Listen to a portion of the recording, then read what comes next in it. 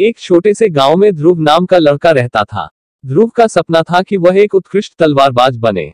उसके परिवार में कोई तलवारबाज नहीं था, लेकिन उसकी उम्र के साथ साथ उसका यह सपना भी मजबूत होता गया। उसने सुना था कि गुरु के आश्रम में तलवारबाजी की शिक्षा दी जाती है, इसलिए अपने सपने को पूरा करने के लिए वह आश्रम की ओर रवाना हुआ। आश्रम में पहुंचकर ध्रुव ने गुरु जी को अपनी इच्छा बताई। गुरु जी ने ध्रुव की उत्सुकता को देखकर उसे अपना शिष्य बना लिया। ध्रुव ने आश्रम में रहने का निर्णय किया और तलवारबाजी की शिक्षा लेने लगा। धीरे धीरे ध्रुव का अभ्यास बढ़ता गया।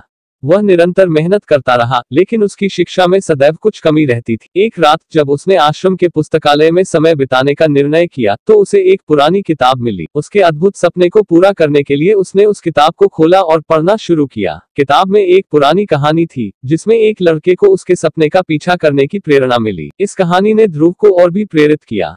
वह अब निरंतर अपने लक्ष्य की ओर बढ़ता गया। कुछ समय बाद गुरु जी ने ध्रुव को एक चुनौती दी और कहा, तुम्हारा सपना था एक सर्वश्रेष्ठ योद्धा बनने का, तुम्हें एक अज्ञात संवेदनशील व्यक्ति के खिलाफ तलवारबाजी करनी है। यह सपना ध्रुव के लिए चुनौतीपूर्ण था। उसने खुशी खुशी इस चुनौती को स्वीकार किया। उसने अपने सपने को पूरा करने के लिए जी तोड़ प्रयास किया और उसकी तैयारी और मेहनत ने उसे एक अद्भुत तलवारबाज बना दिया था। उसने अपने गुरु जी के सामने तलवारबाजी की शानदार प्रदर्शन दिया, लेकिन जब अज्ञात व्यक्ति का पर्दाफाश हुआ तो राजू की आंखों में अचंभा था। वह उस व्यक्ति को पहचान गया। यह कैसे हो सकता है?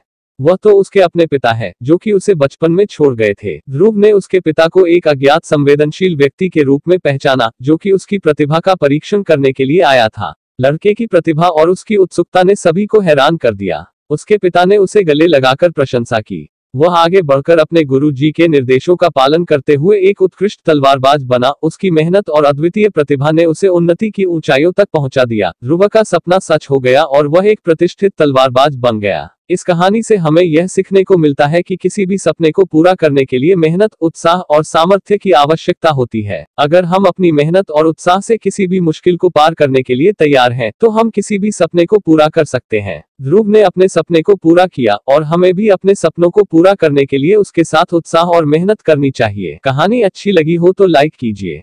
ऐसी और कहानी सुनने के लिए थॉट इंस्पायर्ड चैनल को सब्सक्राइब कीजिए।